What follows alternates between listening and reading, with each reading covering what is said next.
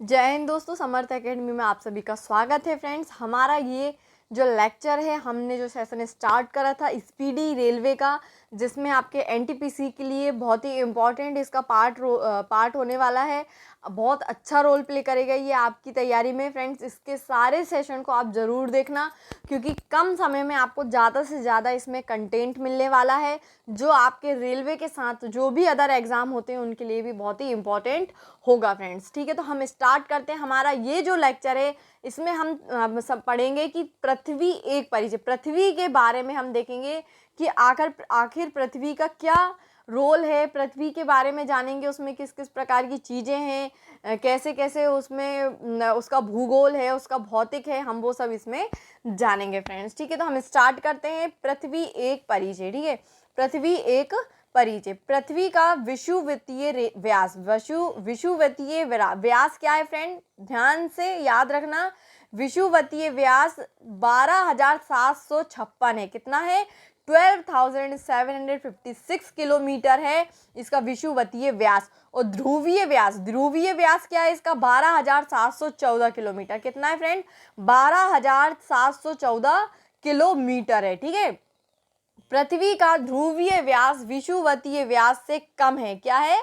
कम है। हम खुद ही देख रहे हैं, हमने खुद पढ़ा कि ये हमको विषुवतीय व्यास दिया हुआ है, ये हमको ध्रुवीय व्यास दिया हुआ है, तो जाहिर सी बात है ध्रुवीय व्यास विषुवतीय व्यास से क्या है? कम है। और कितना कम है? 43 किलोमीटर कम है। पृथ्वी पर जल का भाग 71% है। फ्रेंड, याद रखना कि पृथ्वी में जल का जो हिस्सा है कितना है? 71% है, लेकिन सिर्फ उसमें से मात्र 1%, केवल 1% उसमें ऐसा जल है जो पीने योग्य है, जो पेय योग्य है। तो और फ्रेंड्स, हम उसको बहुत ही ज़्यादा वेस्ट कर देते हैं। हमारे इंडिया में ऐसे बहुत सी जगह हैं जहाँ पर पानी की कमी से लाखों लोग मर जाते हैं। फ्रेंड्स, इसलिए पानी अगर आपके पास है तो उसको वेस्ट ना करें। ठीक है, और इसमें क्या बोला है कि 71% हमारे जो क्षेत्रफल है उसमें जल क्षेत्रफल कितना है? 71% है, और 1% हमारा पीने योग्य पानी है। ठीक है फ्रेंड्स,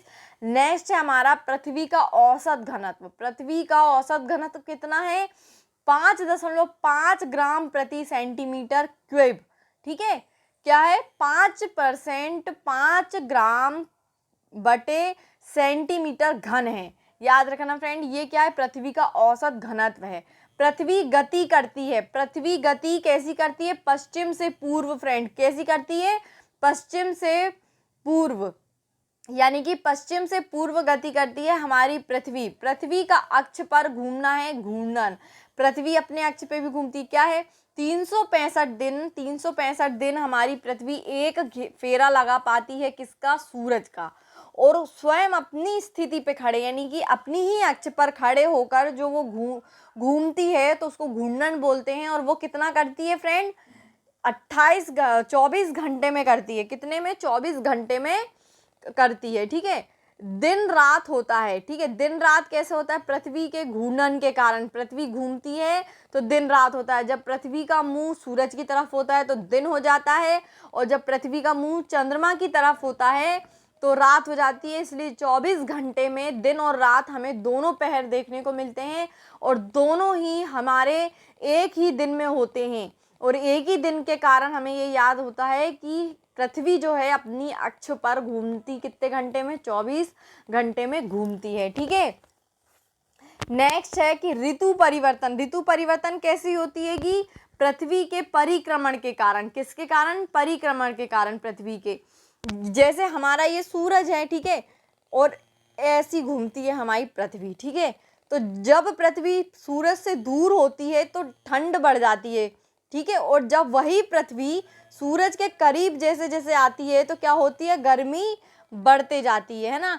हम कहते हैं इस बार गर्मी बहुत पड़ रही है, तो वो गर्मी बहुत पड़ने का कारण क्या है? हमारा एयर पॉल्यूशन है। क्या है फ्रेंड? Air pollution. हम जो वाहन चलाते हैं, हम जो व्हीकल यूज़ करते हैं, उसमें से जो गैस निकलती है वो हमारे सूरज में छिद्रित करती है, जिसके कारण उसमें से ज़्यादा अग्नि, ज़्यादा गर्माहट निकलती है। और फ्रेंड, अगर ऐसा ही होता रहा तो सूरज में इतने गड्ढे हो जाएंगे कि हमें ओजोन लेयर जो हमको संरक्षित करती है, ओजोन लेयर हमको किससे संरक्षित करती है, यूवी रेस से, अल्ट्रावायलेट रेस से करती है, वो नहीं कर पाएगी और हमारे शरीर में हमको किस प्रकार की बीमारी का सामना करना पड़ेगा, स्किन कैंसर से फ्रेंड, जो कि बहुत ही खतरनाक बीमारी होती है।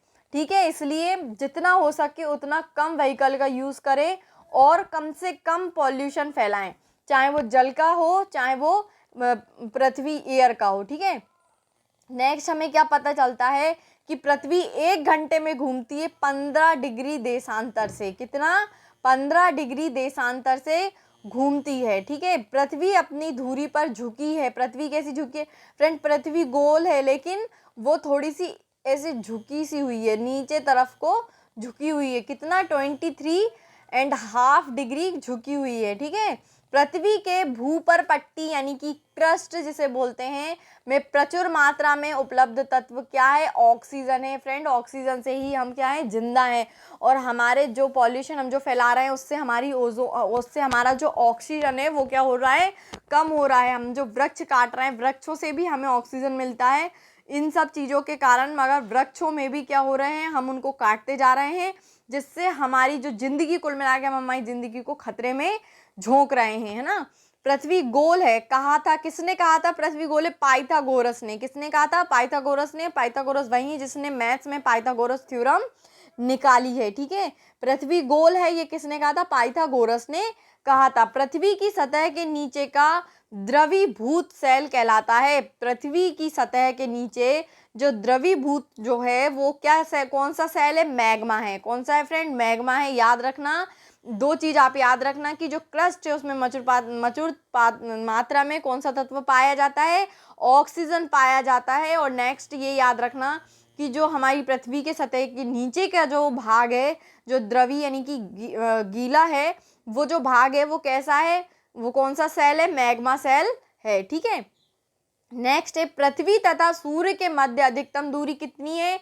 अधिकतम दूरी कब हो रहती है? 4 जुलाई को, है ना। मैंने बताया था, जैसे ये हमारा सूरज है, ये हमारी पृथ्वी की अक्ष है, तो जो मध्य अधिकतम दूरी जब रहती है किसकी? पृथ्वी से सूर्य के बीच में कब रहती है? जुलाई में। कब रहती है फ्रेंड? 4 जुलाई को। ये याद रखना आप। तो उस समय क्या रहता है? हमारा दिन बड़ा रहता है ना, जो कि क्या कहते हैं हम उसको? अपसोर के दरमियान, यानी उसको अपसोर कहा जाता है फ्रेंड, याद रखना। और पृथ्वी तथा सूर्य के मध्य निम्नतम दूरी यानी कि जब वो समय चंद्रमा के पास रहता है, वो दूरी कितनी वो कब होती है? 3 जनवरी को होती है ना, जब वो पास में आती है पृथ्वी किसके? सूरज के। तो वो कौन सी, वो क्या दरमियान, वो क्या कहलाता है? समय उपसौर कहलाता है।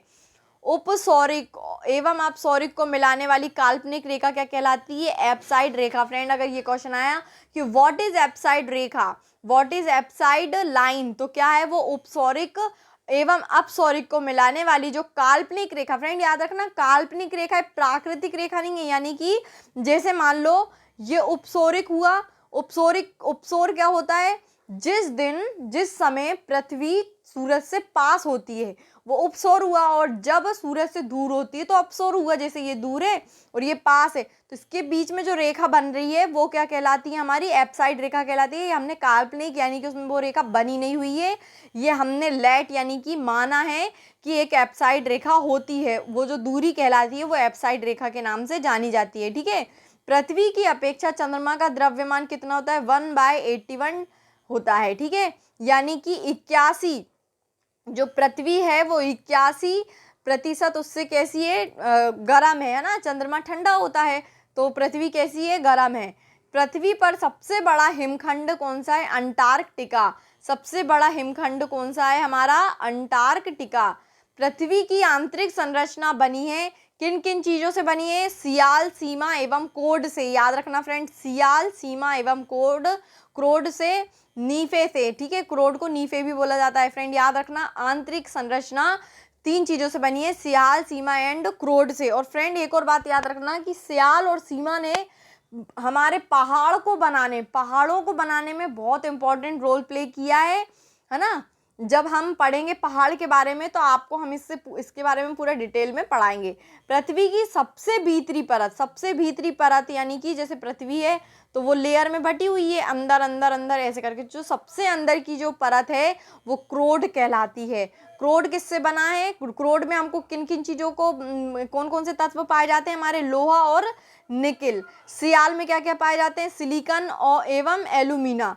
सीमा में क्या क्या पाए जाते हैं? सिलिकॉन और मैग्नीशियम। पृथ्वी का सुरक्षा बल्ब है ज्वालामुखी। क्या है? सुरक्षा बल्ब क्या है? ज्वालामुखी। अगर ये पूछा जाए कि ज्वालामुखी को और क्या कहते हैं तो क्या कहते हैं? पृथ्वी का सुरक्षा बल्ब। पृथ्वी के बाह्य भित्ति का ऊपरी भाग कहलाता है, ऊपरी भाग क्या कहलाता है? एस्थेनोस्फीयर। क्या कहलाता है? एस्थेनोस्फीयर। पृथ्वी पर सबसे लंबा दिन 21 जून। क्या? पृथ्वी पर सबसे लंबा दिन जो होता है 21 जून उत्तरी गोलार्ध तथा 22 दिसंबर को जो दक्षिण गोलार्ध में होता है। ठीक है, पृथ्वी पर सबसे लंबा दिन 21 जून को होता है जो कि उत्तरी गोलार्ध में होता है, और 22 दिसंबर को होता है जो कि दक्षिणी गोलार्ध में होता है। और पृथ्वी का सबसे छोटा दिन होता है 22 दिसंबर को उत्तरी गोलार्ध में और 21 जून को दक्षिणी गोलार्ध में। यानी कि जब 22 दिसंबर में दक्षिणी गोलार्ध में रहेगा तो लंबा दिन रहेगा, और जब 22 दिसंबर को उत्तरी गोलार्ध में रहेगा तो छोटा दिन रहेगा। ठीक है, और वही अगर दक्षिणी गोलार्ध में है और 21 जून की तारीख है तो वो छोटा दिन रहेगा, और अगर 21 जून में वो उत्तरी गोलार्ध में है तो सबसे लंबा दिन रहेगा। फ्रेंड, ये याद रखना बहुत कंफ्यूजिंग है, लेकिन आप इस चीज़ को कंफ्यूज नहीं करना। पृथ्वी पर दिन रात बराबर होते हैं, दिन और रात बराबर होते हैं। कब? 23 सितंबर को और 21 मार्च को। मतलब क्या? चाहे वो उत्तरी में हो चाहे दक्षिणी में हो, 23 मार्च को और 21 मार्च को हमेशा दिन बराबर ही रहेगा। चंद्र ग्रहण होता है जब सूर्य और चंद्रमा के बीच में पृथ्वी आ जाती है। फ्रेंड, याद रखना, चंद्र ग्रहण कब होता है? जब सूर्य और चंद्रमा के बीच में पृथ्वी आती है। और जब सूर्य और चंद्रमा के बीच में जब पृथ्वी आती है तो चंद्र ग्रहण होता है, और जब सूर्य और पृथ्वी के बीच में चंद्रमा आता है तो कौन सा ग्रहण होता है? फ्रेंड, सूर्य ग्रहण होता है। जब सूर्य और पृथ्वी के बीच में चंद्रमा आता है तो सूर्य ग्रहण होता है। पृथ्वी से चंद्रमा का भाग दिखता है 57%। अगर हम पृथ्वी को देखें, हमको चंद्रमा यहीं से दिखता है। क्यों दिखता है? क्योंकि वो हमारा उपग्रह है, हमारी क्या है? सैटेलाइट। हमारी पृथ्वी की एक ही सैटेलाइट, एक ही उपग्रह है, उसका नाम है चंद्रमा, और वो कैसा है? प्राकृतिक है। ठीक है, तो पृथ्वी से चंद्रमा कितना दिखता है? हमको 57% दिखता है। पृथ्वी की आयु ज्ञात की जाती है कैसे? हमें कैसे पता चलता है उसकी एज कितनी है? यूरेनियम काल निर्धारण विधि द्वारा। याद रखना फ्रेंड, यूरेनियम काल निर्धारण विधि द्वारा। अश्व अक्षांश संबंधित है 30 डिग्री 40 डिग्री उत्तरी तथा दक्षिणी अक्षांश से। पृथ्वी पर अक्षांश तथा देशांतर रेखाएं हैं। पृथ्वी पर अक्षांश तथा देशांतर रेखाएं कैसी हैं? 180 डिग्री अक्षांश है और 360 डिग्री देशांतर रेखाएं हैं।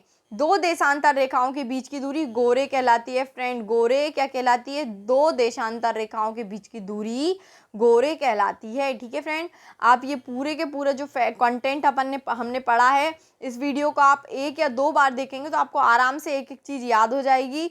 और अगर आप इसको नोट करेंगे तो ये बहुत ही अच्छी बात है, क्योंकि अगर मान लो आपका कोई ऐसा एग्जाम है जो 6-7 महीने बाद है तो आप तब तक भूल जाओगे, इसलिए आप उसको नोट करोगे तो आपको वो चीज़ उस समय बहुत ही फ्रूटफुल होगी। फ्रेंड, ठीक है, हमारा जो कल का टॉपिक रहेगा, यानी हमारा जो नेक्स्ट लेक्चर रहेगा वो रहेगा ब्रह्मांड के बारे में पूरी जानकारी। फ्रेंड, किसके बारे में?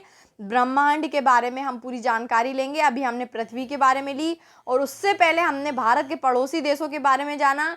ठीक है, तो हम